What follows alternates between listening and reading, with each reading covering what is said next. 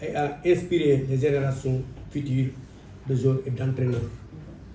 En tant qu'entraîneur, vous avez la responsabilité de former les futurs champions, mais également de transmettre les valeurs essentielles du sport, telles que la discipline, le travail d'équipe et le respect.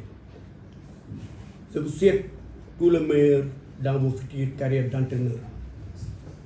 N'oubliez pas que le football est un sport qui unit les gens et qui peut avoir un impact positif sur les communautés.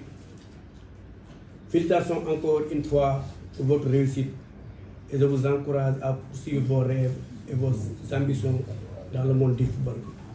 Vive le Sénégal, vive la Fédération sénégalaise de football. Merci.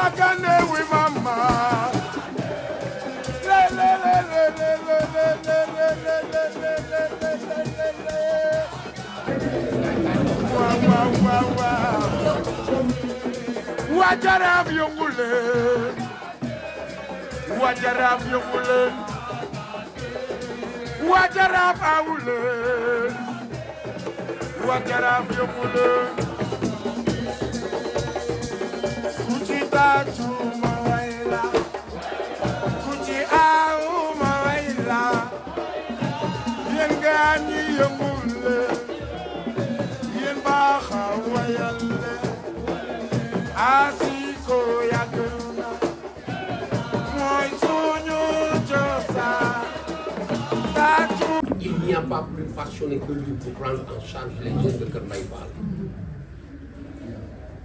Cheikh Mbacké est pratique au niveau de l'Ouest Bambey. Le troisième, c'est un éducateur de l'Institut Jambar, Cheikh Stéphane.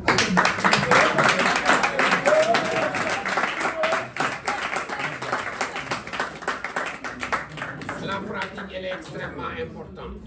Ce n'est pas des diplômes tout simplement qu'il va falloir suspendre au niveau de commune, mais encore une fois, pratiquer.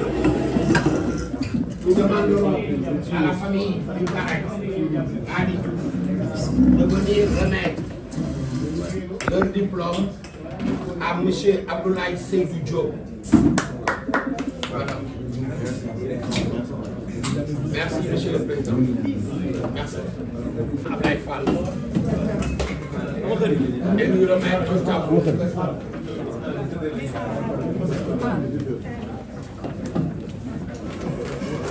taxawee sama kanam dañu wax ko sa kanam taxawee sama kanam jël babaam jël ko ndel vidéo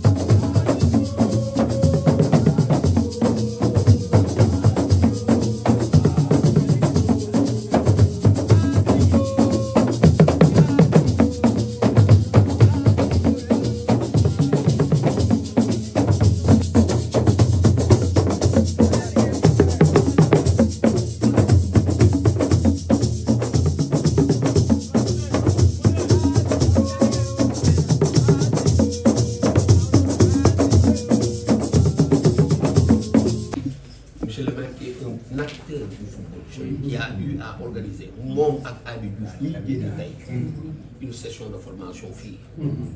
Donc, je faisais partie de l'équipe pédagogique qui a eu effectivement à dérouler cette session de formation. Il a eu à débourser de la main pour former les éducateurs au niveau de. Donc, nous avons là des acteurs qui sont là. Nous avons improvisé, mais ils sont là pour le football jeune. Encore une fois, nos applaudissements à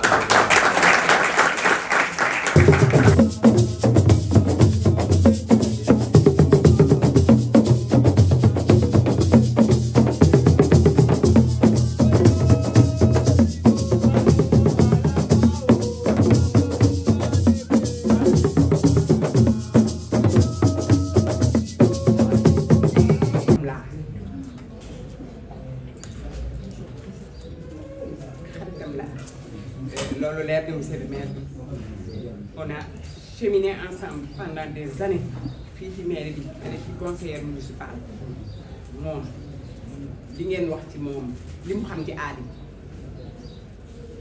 lu bëri xamuñu ko ci moom parce que daan ñëw kër gi chaque jour mais di leen wax rek encore di prêter attention ci li kii wax un parrain modèle la soo gisee ñuy parrainer nit dara pour yéen ñi nga xam ne yéen a ngi ci métier bi ñëw après moom ngeen jël ay valeurs yi mu doon inculquer Adi toute sa vie football la c'est vrai peut-être dafa doon on est une famille sportive suñu kër ñëpp ci sport lañ ne on ne parle que de sport chez nous école de football ma nettali leen benn anecdote boo xam ne monsieur le maire dafa ñëw di ma seet veille tabaski 2 jours avant la tabaski mu ñëw Adi est en train de di ñaw ay bal maire bi di ko yow borom kër yëpp ñu wut ay xam nga toog fi di wut bal di ñaw ay bal mu ne ko fii ma toog fii la may bal fii la may xar yi ci fekk man ñii ñooy sama utukaayu xar te effectivement dara musu ko te parce que sport xam naa ne sport moom def na lu nekk pour sport waaye tamit sport rendre nañ ko lu nekk ndax depuis le 12 décembre bu gaañoo ba léegi mën naa ne duñu toog pas plus tard que samedi passé rek duñu toog te demuñu ci ay événements yu mel nii nga xam ne milieu sport milieu bu am reconnaissance la Adi toute sa vie daf ko consacré ci football consacré ko ci la petite catégorie suñu kër xale ya fa dëkkul ñoo ëpp ñu fa dëkk kii devant tout le monde te waa Pikine yëpp témoin la suñu kër c'est la maison de tout le monde ndax lan pour lan grâce à Adi ak football kon nag ñun on est très fiers ñëw fekkee yu mel nii Adi dem à chaque fois ñu ñuy woo di ñu rappeler Adi nu mu nekkee woon ñoom ci lu rafet vraiment ñun amuñu luñ leen fay di ñëw ci le président Fall di la remercier bu baax ci acte bi nga def comme ni ko ki waxee Pikine nga commencé sa lépp et pourtant bu la nekkoon nga ne doo Pikinois bu la nekkoon ndii aussi bañ na ko waxee nga délégué ay nit ñu ñëw mais da nga jël sa kii wan ne yow sport moo la ñor te kii dem parrain bi xam naa ne parrainé nañ la waaye lii xam naa man di yokk a tax sa présence yi kii boobu foo teg le parrain kii la le parrain Adi la toute la famille nag amoon na personnel ñu ngi leen di remercier bu baax di leen wax ne ñun de Adi lu mu mës a nekk ñoo ci nekk ak moom te Adi musul nekk ci dara lu dul football comme ni nga ko waxee juumuloo bi nga ne Adi Touré Serigne Adi Touré lañ ko tuddee Serigne Adi Touré lañ ko tuddee mais toute sa vie daf ko consacré ci football sama papa daf ko daan wax Adi Serigne nga Adi demal si daara ji mais moom lii la bëggoon heureusement nag ba nga xamante ne monde du football rentre nañ ko la monnaie lii ma wax nii monsieur le maire nii mënoon na ko wax au nom de la famille pour wax leen rek ne leen fii ñi fi ñëw ñëpp kenn ñëwu fi par hasard di nuyu en l'occurrence sama fans bi nga xamante ni moom Fadiga nga xam ne dem naa ba Ouest Foire sax doon ko seet seen kër benn année au moment de ci temps wu 2002 di leen remercier yéen merci. Le moment tant attendu est arrivé. li waral coow li yëpp moo doon yéen ñi nga xam ne comme je l'ai dit mbir yëpp yéen li fi ne yëpp yéen la yéen a ko waral bien avant ñuy démarrer stage bi yéen a ngi si doon préparé wu di seen ay dossiers indi seen participation ñëw comme ni ko directeur waxee léegi ngeen am attitude yu correct taxawaay bu correct engagement bu doy mat sëkk 7 heures du matin chaque jour mu fekk leen stade de Mbao pour wane seen volonté pour nekk suba ñu wóolu ci liggéey bi le directeur est là bientôt il va faire sa délibération li ñëpp doon xaar donc ñu koy jox kàddu gi te ñaanal leen yéen ñëpp yàlla dimbali leen ba benn njëktal bu ñu ci am. La passe qu'il a remise à Salif Diao, personne ne l'oublie.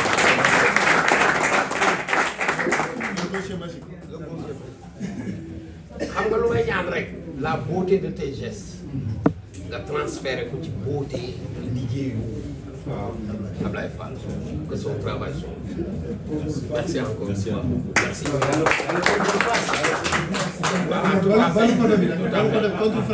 Mais aussi souligner, pardon, je voudrais aussi souligner la présence parmi les stagiaires d'un homme très modeste, avec beaucoup d'humilité, qui bien que ayant une gêne au niveau de ses pieds, a eu à participer de façon très active en montrant toute la discipline qu'il faut, la disponibilité et le respect des autres, qui aurait pu dire que non, moi je ne suis pas là pour faire une licence D, mais il a eu un comportement digne d'un stagiaire. Je veux nommer Bernard.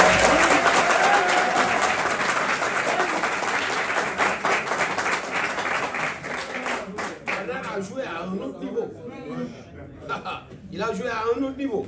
Il aurait pu se passer de la licence D. Mais il est venu, de par son humilité, avoir un comportement digne de ce nom. Bernard, bonne chance. Il s'est approché de moi pour nous dire que non, j'ai beaucoup appris à travers cette session de formation. L'autre humilité avec moi, modestie. Encore une fois, merci Bernard. Merci beaucoup. Mais la fois de session de formation, mon beau, mais pas pareil. Pendant 11 jours, nous avons échange sur le contenu. Il est normal que nous natt boobu mooy évaluation bi nga xamante ni jot nañ koo def mu nekk des évaluations théoriques et pratiques et à l'issue de ces évaluations théoriques et pratiques on cherche à voir quels sont ceux qui ont eu effectivement la moyenne supérieure ou égale à 10 pour pouvoir recevoir son diplôme de licence D. natt nag moom léeg-léeg moom nga natt mu xaw a matadi man naa matadi de xam ngeen ni man naa matadi ah yéen voilà léeg-léeg ah bon ah buñ tiit kon baax je voudrais tout simplement souligner Monsieur le Président, que cette session de formation a été organisée par la coordination, la direction technique départementale de Pikine en collaboration avec la coordination départementale des écoles de football. La direction technique dont Ousmane Tchalan est le président et la coordination départementale des écoles de football présidé par Bambay. Ce sont ces deux structures qui ont eu à organiser cette session de formation. Et je voudrais dire tout simplement à ces deux structures qui ont eu à effectivement organiser cette session de formation et qui m'avaient remis au départ du 29 stagiaires. Je vais leur remettre 29 stagiaires diplômés en licence.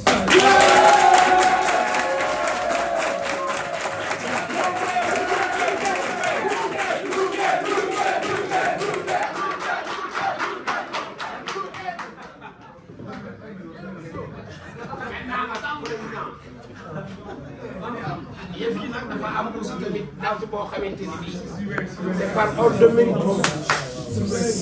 Et dafay am ce qu'on appelle le podium. Le podium occupé par les 3 premiers, on voudrait que vous leur remettiez effectivement leur diplôme. En commençant d'abord à tout honneur, tout seigneur, le major de la promotion, à la personne de Cheikh Mbacké Diop.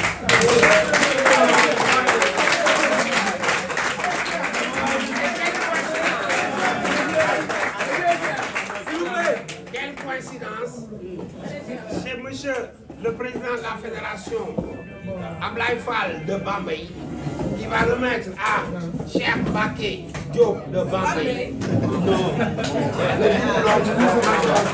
Et c'est vous qui l'avez envoyé ici.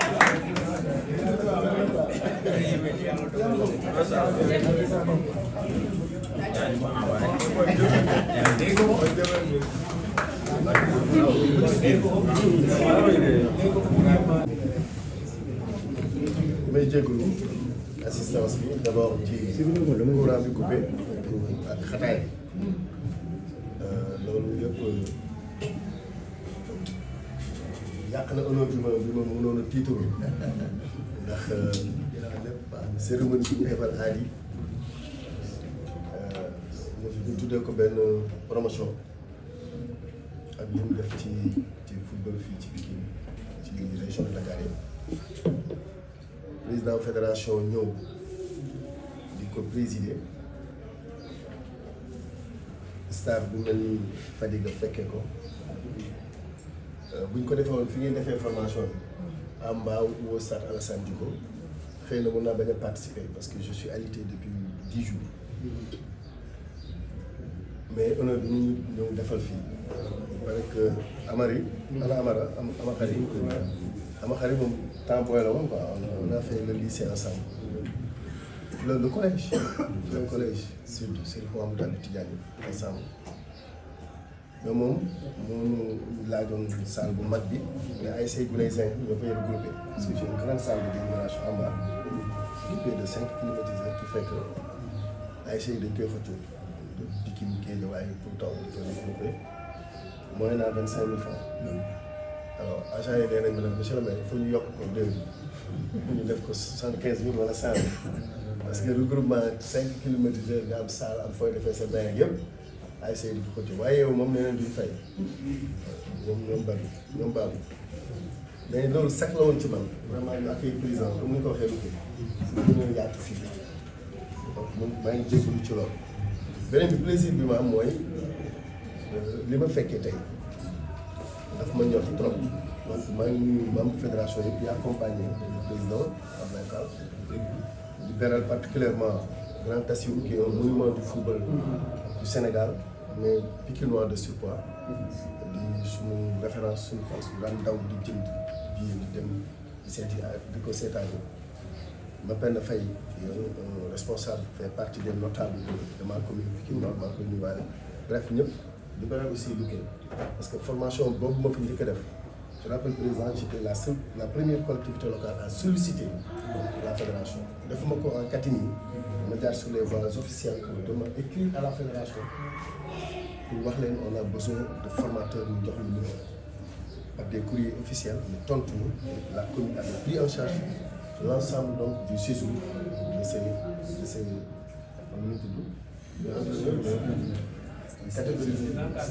des encadreurs. Alors ma am ci fierté bu bëri parce que après promotion boobu ñoo ko tuddoon la promotion Amadou Diarra mais dama leen di gisaat ñi nekk caaro yi ñi nekk feneen ñi nga xamante ne aujourd'hui commencé nañ di laal weccet donc loolu fierté la donc moo leen di wax yéen jàpp leen fii ngeen jàpp nii Sénégal da leen di yaakaar pour la balaa may ñëw ci Mariama Diouf président si j'investis en tant que maire ci football c'est parce que je crois à la décentralisation de la gloire de la recherche de la gloire nit ki di nga xëy jàngi wuti liggéey pour sa famille mais ce que vous le faites pour la gloire du pays benn finale coupe d'Afrique wala participation coupe du monde wala éliminatoire Sénégal du football je crois que toutes les âmes bu ma wax les physiques mais les âmes seront branchées sur ce match-là pour attendre une victoire, pour attendre une gloire. Mais cette gloire, cette victoire tant recherchée se prépare pour moi à la base, à la partie corridor. C'est du down-up. On ne peut pas avoir des victoires en se focalisant simplement sur l'équipe. Il faut oser perdre des années en commençant par l'investissement à la base. Donc vous avez trouvé l'enjeu, c'est quoi? C'est former ñi nga xam te ne ñooy téye xale yi, former ay vainqueurs, former ay champions. Le champion yi bu ñu génnee jour bi ñu leen soxla comme Amara Diouf. Amara, je me rappelle Mariama wax na ko madame la maire elle est conseillère municipale dans la commune ñaata mandat.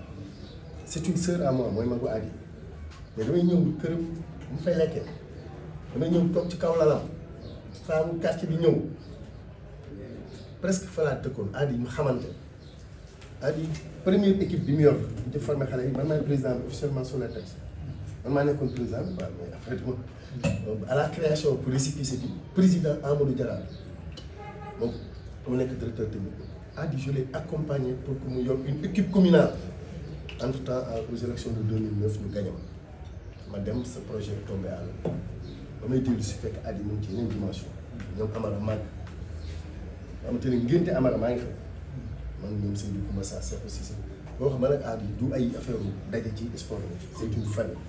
Mariama a raison je pouvais parler au nom de la famille.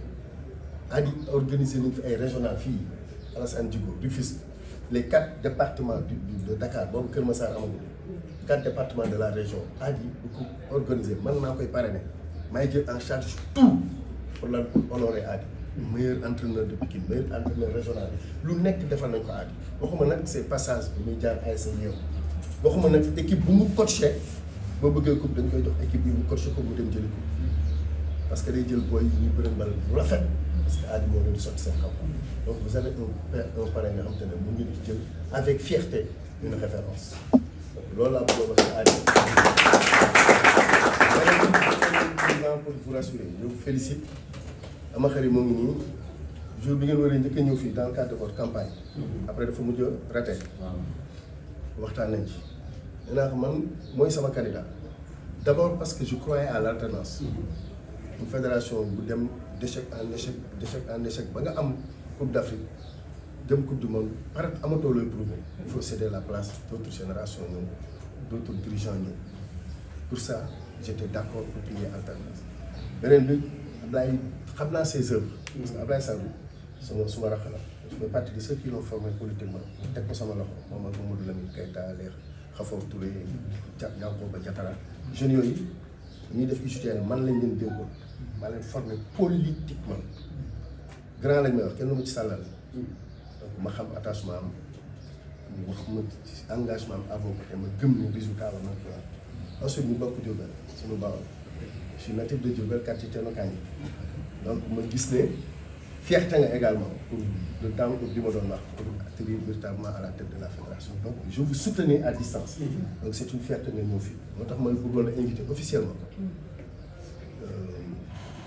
parce que j'ai déjà promis au ministre de présider l'inauguration du complexe sportif Mathurin Sagna dama ko koy décider ñi àddi demee nii la demee woon Mathurin Sagna jaar Guney Zen nekk fa trésorier nekk fa président ma benn moom foofu la dëkk te benn année ñu jox ko présidence bi ñu jël cadet et senior toutes les coupes année bi ci topp mu bàyyi année bi ci topp mu décédé il était un agent de la mairie il avait donné nommé chef de service de l'état civil mu gëm football gëm nawetaan à la zone mooy yoroon commission financière ñëpp ko woon et même chef dans son quartier le chrétien qu'il était mag ñeeg jigéen ñi bàyyi lépp tontine lu ñuy natt matériel lañ koy jox mu denc comme ni yonent bi daan dencee noo ko joxee noonu la koy delloolee au plus petit à la plus petite pièce.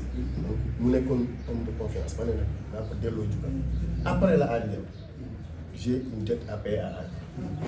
dinaa investir en tant que maire pour une infrastructure sportive qui aura le nom de Adi Diouf. Babou, j'ai promis à madame la ministre de présider l'inauguration. Mais je ne peux pas dire que son invité de là. Parce que du simple mini-foot, c'est un complexe. La femme terrain de basket, un mini-foot 9, 8 à goal 9, donc très large, gazon synthétique 7 FIFA. Mur yi ngay dal nii dafa am ay anti-choc, après am ay vestiaires, am ay toilettes, équipe yi ñëw, gaare seen oto bu football, dañ lay jox caabi vestiaire nga dem denc say bagages soo paree jëlaat def. Am kii de café, espace café ci kaw mun a toog xam nga nii mais surtout mu am ay gradés parce que mini-foot yu bëri gars yi dañuy wéeru 17 ans lii dafa am 50 places 50 places muy 100 places d'assistance donc lu modèle lañ fa def lu ñu tiré ci expérience yeneen mini-foot yi amul loolu moo tax ma osé bu sa doon simple mini-foot bu ma la invité du ma ko sax inauguré en grande pompe mais loolu dama bëgg ñu jox ci modèle parce que une infrastructure sportive accompagne la recherche de boulard boobu xale bu ñu amul fu ñuy foowee fu ñuy defee seen football bu ñu ko amul amuñu ay infrastructure à la base duñu dem si tous les maires avaient ça ce sera une usine de production ou une pépinière des futurs cadres des futurs Fadiga des futurs Sadio Mané parce que foofu la ñuy jëm moo tax suñu demee ba def loolu ce serait un plaisir que ñu ñëw suñu invité donc yéen fédération bi ñëpp dinaa leen invité pour ngeen ñëw directeur moom may wax siège la bëgg mais fii supporter AS Pikine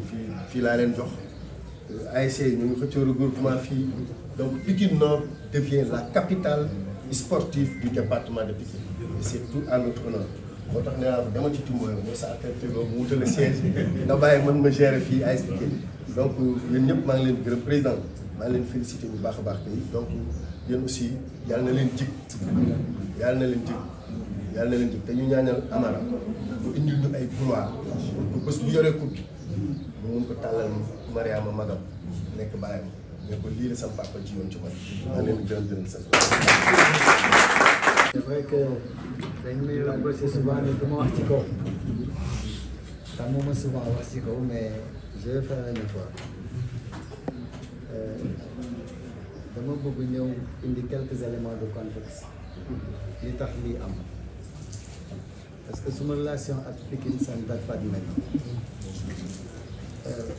la porte d'entrée je pense que Ngagne Gueye la yéen ñëpp xam ngeen coach Ngagne Gueye Ngagne on s'est connu en 2005 il venait jouer à Bambey dans mon club de navétane après man maa ko yóbbu Sonacos à l'époque su ma juumalee taawam man la ko tuddee Ablaye il est en année de licence donc nos relations ne datent pas de maintenant actuellement su ngeen xoolee tout le staff de l'AS Pikine de AS Bambey waa Pikine la même équipe féminine bi avec Mbayang Thiam donc relation la boo xam ne nii yàlla moo ko dogal et depuis très longtemps loolu moo tax Pikine lépp lu ñuy def dama ciy dugal suñu loxo pare nañ ma fi benn jour benn match c'était contre la Sonacos étant président de ligue même au niveau du groupe les gens ils comprenaient pas mais ils savaient pas que c'est une relation qui datait de très longtemps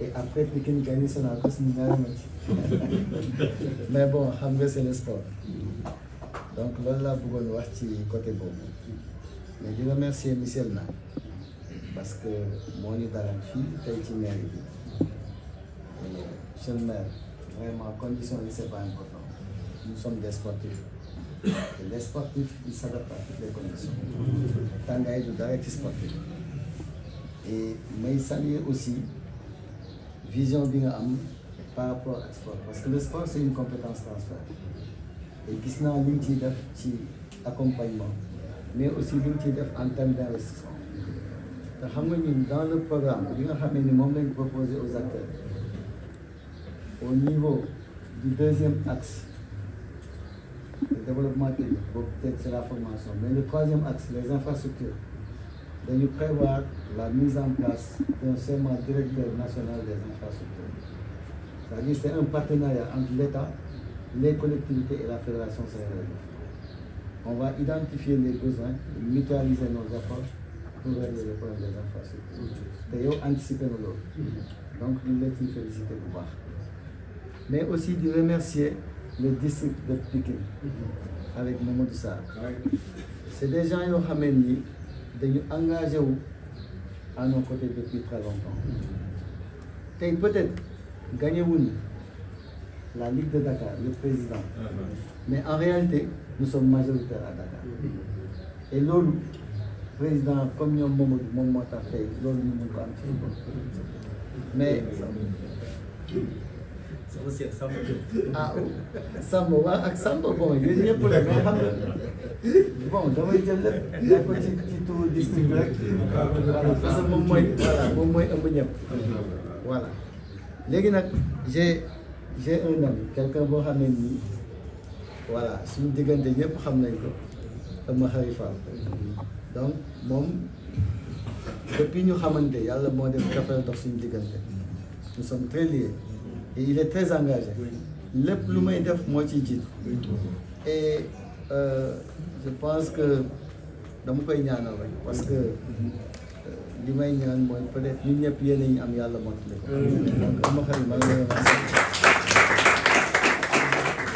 mais je rafetlu aussi la présence des anciennes gloires le doyen Tassirou maa ngi koy wax Kali sax xam nga Kali il est très jeune xamul peut-être voilà l'historique voilà du parcours du doyen Tassirou mais ñii c'est des références et ñun ci suñu projet actuellement dañu bëgg gis nga léegi chaque match équipe nationale dañuy jël benn box VIP ñu réserver ko aux anciennes gloires parce que pour le moment loolu la ñu mën ñu accompagner leen sargal leen mais aussi dans le programme bi nga xam ne moom lañ proposé aux acteurs sur le 4e axe l'inclusion sociale on a prévu la mise en place d'un fonds social pour di mun a accompagner aussi les anciennes gloires mais aussi am na ci aussi yeneen projet par exemple la couverture maladie le système de retraite mais kooku c'est pour ñi nga xam ne ils sont actifs mais l'accès au logement avec l'agence de logement des acteurs bi nga xam ne moom lañ bëgg a mettre en place c'est des programmes yoo xam ne dafa am solo di dugal ko ci football bi pour mun leen accompagner sur le plan social donc doyen ñu ngi lay remercier ci sa taxawaay di ci remercier waale aussi ñëpp ñi nga xam ne c'est des anciennes gloires yi nga xam ne ñoo fi nekk mais di réserver vraiment une mention particulière aux formateurs le doyen Luque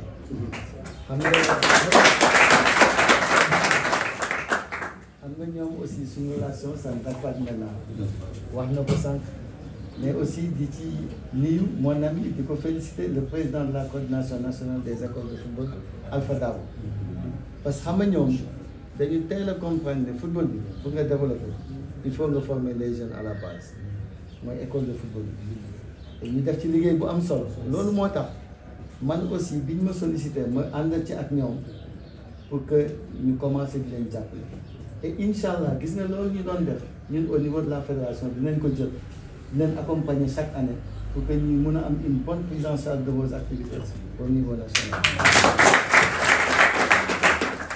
ah may ñëw na ci famille yu Adi Diouf le parrain en réalité parrain bi c'est Adi Diouf mooy parrain promotion bi man dama accompagner rek mais tey bis bi bisu Adi Diouf la ñu leen di sargal di leen ñaanal aussi yàlla mi nga xamee ni moom man lépp yàlla teg loxo ci njaboot yàlla dolli ci sutura te yéene bi mu amoon ci jeunes yi ak ci famille am yàlla defal ko ci bu passé njort di leen wax ne ñun tamit nous serons à vos côtés incha allah man suma buntu tëjuwul pour kenn lépp lu nekk seen ay préoccupations su ngeen xalaatee ni mun nañ ci jàpp wala mun nañ ci def dara nañ ko yëg incha allah luñ ci mën nañ ko def.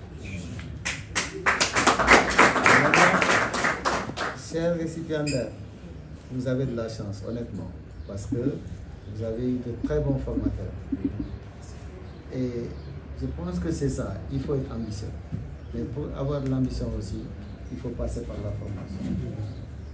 Et maintenant le reste, c'est aussi de ne pas se limiter à ça. Il faut toujours se remettre en cause. Voilà. Il n'y a jamais d'acquis dans la vie. C'est toujours une dynamique, une conquête perpétuelle. Maintenant, je pense que ce que les organisateurs ont fait, ils l'ont fait pour le compte de la Fédération sénégalaise de football. C'est des programmes que nous avons prévu de dérouler, surtout avec la licence A. Le besoin est là et il est énorme.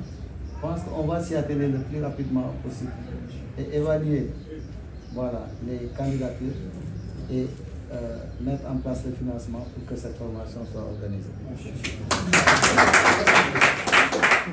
En tout cas, je vais remercier Bach de terminer par mon frère Karim.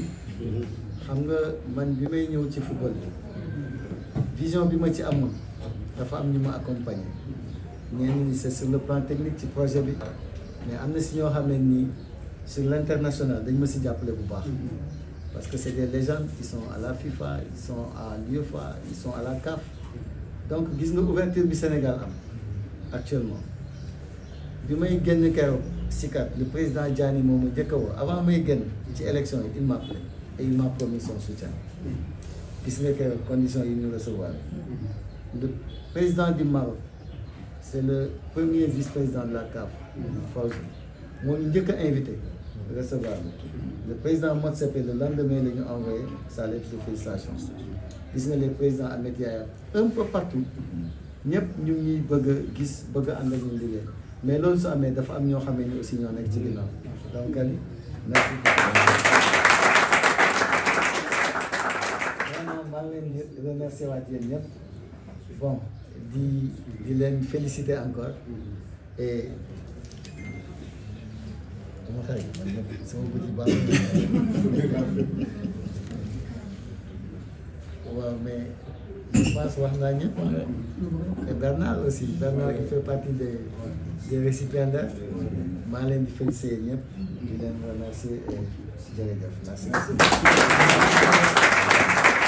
Été plutôt dépourvu. C'est au dernier moment que nous avons su effectivement que monsieur le président de la fédération vous serez là.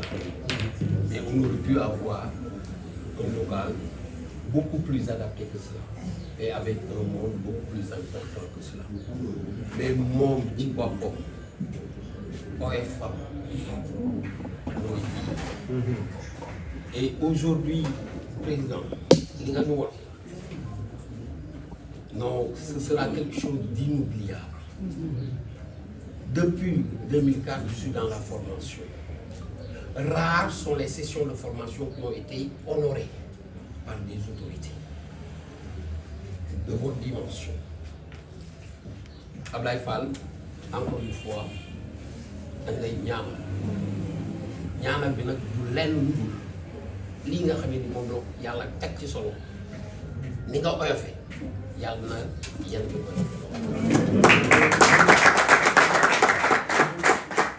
c'est pas la première fois que je le rencontre. C'est un acteur du football de base. Il a eu énormément à mettre dans de très bonnes conditions la coordination nationale des écoles de football du Sénégal. Il n'était pas encore président de la fédération. Nous avons eu à organiser ces 2 dernières années des compétitions nationales regroupant les différentes sélections régionales en U15. Organisé une première fois à Diourbel. C'est lui qui nous a reçus à Diourbel dans d'excellentes conditions. L'année suivante, nous sommes venus ici à Pékin. C'est Ablaye Fall qui a encore mis tous les moyens pour permettre à la coordination nationale de dérouler ces phases nationales. Boobu du woon dara moo tax tey jii bu demee ba yëf yi dal ci loxo mais c'est un mérite. C'est un mérite. Oui. Et un mérite, il faut le reconnaître. Absolument. Il mérite effectivement de diriger le football du Sénégal à travers la fédération sénégalaise. Encore une fois, je renouvelle mes prières. Mais mes prières yoo xamante ni pratiquement dama ciy boole aussi ki nga xamante ni kii moom la ñu tuddee bis bi muy Ali qui mérite beaucoup plus que cela. à qui la nation devrait même rendre un hommage. C'est le père d'Amara Diouf. C'est lui-même qui a formé son fils et qui est en train de former d'éminents gosses qui sont répartis dans les différentes académies qui sont là actuellement. muy jàmbaar boobu dem da nga fay fekk ay xale yoo xamante ni ci loxo aadi la ñu jaar nga dem génération fii da nga fay fekk xale yoo xamante ni ci loxo aadi lañ jaar. Il a presque passé toute sa vie à éduquer les enfants des autres, à éduquer ses enfants. Et peut-être que yàlla lii la nangu lii la dagoon on l'accepte et je crois bien que ni ñu ngi leen koy métti ko effectivement te di ñaan rek yàlla na yàlla koy fal suuf ci kaw yàlla na ko yàlla xëy aljana métti lépp moo doon def ci àdduna man danoon sama waay la woon sérieusement boo communiqué souvent ak yow loolu war nga neexal dara pratique yàlla na ko yàlla xare aljana fi Monsieur le Président, nous avons passé une dizaine de jours où nous avons fait appel à ces jeunes qui sont là actuellement. Nous les avons appelés dans le vivre ensemble pendant une douzaine de jours où il était question de partager et d'échanger sur les connaissances qui pourraient leur permettre effectivement de prendre en charge les jeunes de 6 à 12 ans. Et particulièrement aussi des jeunes allant au-delà de 15 ans. Puisque comme vous devez le savoir, l'école de football, la catégorie qui intéresse l'école de football, c'est les enfants de 6 à 12 ans. Mais puisqu'il y en a tellement que tout le monde ne peut pas accéder à un centre de formation, les écoles de football sont obligées effectivement de garder certains qui dépassent l'âge de l'école de football, de les garder au niveau de l'école de football. Tout en espérant effectivement mettre en relief le contenu de la préformation. Et ces jeunes-là, encore, je leur adresse mes vives félicitations. Mes vives félicitations par rapport au comportement que vous avez eu pendant ces 12 jours. C'est à 7 h du matin qu'on était sur le terrain. On faisait la pratique pour retourner en salle jusqu'à 18 h. Et la disponibilité était de rigueur. Vous avez tous été à 7 h du matin au stade municipal de Bao pour dérouler la séance pratique, suivie d'une séance théorique au niveau de la salle, au niveau de l'académie du sport. Vous avez eu un comportement digne de cela. Parce que tout simplement, vous avez montré une motivation. Vous avez montré effectivement la passion que vous avez pour pouvoir diriger les jeunes qui seront peut-être vos enfants, qui sont peut-être vos neveux, qui sont peut-être vos nièces, etc., etc. Et je crois bien que durant ces 12 jours, nous vous avons transmis les connaissances, aussi bien sur le plan technique, puisque comme vous le savez, la majeure partie du contenu au niveau de l'école de football, c'est transmettre aux jeunes les fondamentaux techniques. Et nous avons eu à échanger énormément sur les fondamentaux techniques, des connaissances que nous avons voulu vous transférer par rapport à l'arbitrage, puisque un inspecteur de l'arbitrage est passé pour faire une présentation avec nous. Une présentation au niveau de la médecine des sports. Babacar Ngom est passé pour effectivement échanger avec vous sur les premières conduites à tenir en cas d'accident, puisque en tant qu'éducateur, vous devez pouvoir être capable de réagir tant soit peu en attendant que les autres interviennent. Et je crois bien que ces connaissances que vous avez accumulées durant ces 12 journées ne resteront pas vaines et qu'elles seront en pratique dans les différents terrains dans lesquels vous, effectivement, vous prenez en charge ces choses. On saura compter sur vous pour transmettre et prendre en charge d'une autre manière, puisque comme vous l'avez découvert, les connaissances étaient là, mais c'était des connaissances en pêle-mêle. Et vous avez su au moins ranger maintenant tant soit peu ces connaissances. Et en rangeant ces connaissances, vous allez réagir et vous allez agir d'une autre manière qui puisse vous permettre tout simplement de faire un travail efficace et efficient, permettant de sortir à travers vos différentes structures des jeunes qui pourraient prétendre, par exemple, prétendre au professionnalisme, comme aussi vous avez le devoir de les former dans le cadre social pour faire de ces jeunes des jeunes utiles à la société. On saura compter sur vous pour effectivement assumer le rôle d'éducateur Et ce sont c'est cela qui nous a effectivement obligés à rester pendant 12 jours que nous avons passé ensemble et au cours desquels nous avons échangé et partagé. On saura compter sur nous. Donc, encore une fois, le message que je voudrais tout simplement vous transmettre, prenez référence sur votre parole, sur celui dont le nom a été donné à la promotion, Adi Diouf. Un éducateur exemplaire. Personne ne dira que Mostan fait Adi Diouf muy kaas waxuma la sax di xuloo mais muy kaas wala nga teg ko benn daan mu bañ mosula am.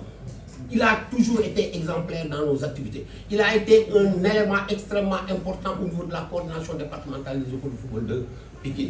Prenez référence sur celui-ci. Il peut servir de référence. Il a eu effectivement à faire ce qu'il devait faire au niveau des jeunes de son quartier. Et je crois bien que nit suñuy jël promotion di ko tuddee nit c'est parce que pour bëgg nit ñi référé wu ci moom. Et on saura compter sur vous pour prendre référence sur Adi Diouf.